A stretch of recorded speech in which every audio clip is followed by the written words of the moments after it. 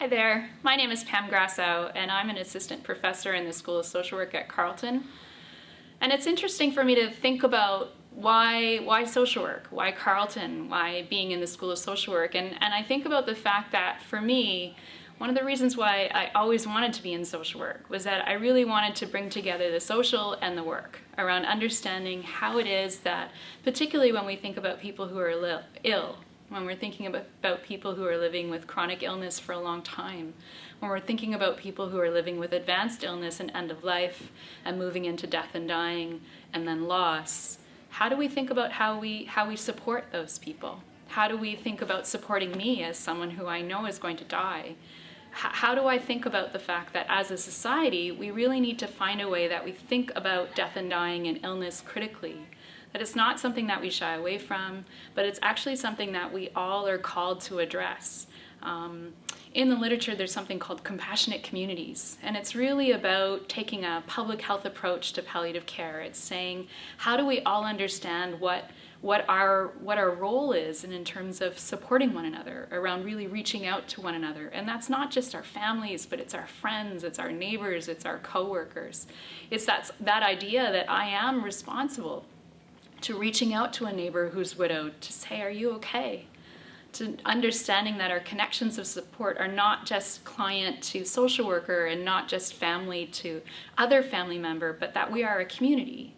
And so I have the opportunity, I have had the opportunity for the last year to be a principal investigator on a grant called HELP, and it's called the Healthy End of Life Project. And really this project is about how do we build capacity? How do we find a way that if more people want to die at home, how do we find a way to do that?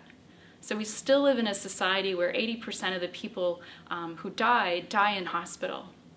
I'm not sure that's where people want to die. But if we want to support people to die at home, if they have a home that they can die in, how do we do that?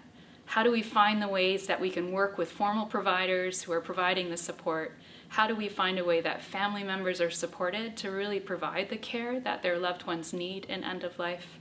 And how can we be assured that when people move into bereavement, that they're in a place where they're really supported in bereavement?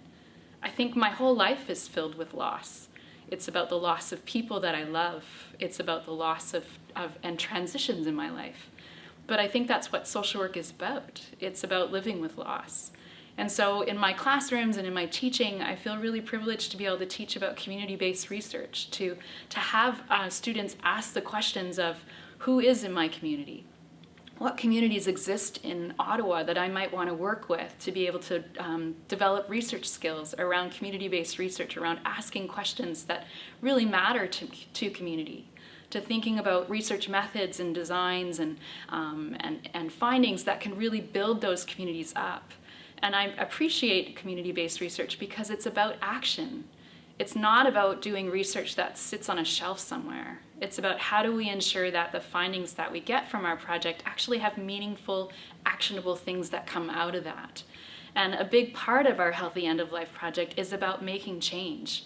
It's about saying that we know that in 10 years our aging population is just going to be exploding, that we're not very good at taking care of the needs of our seniors now. So how do we ensure that we develop better systems now to support our aging now, but that we also recognize that illness and death and dying happen across the spectrum.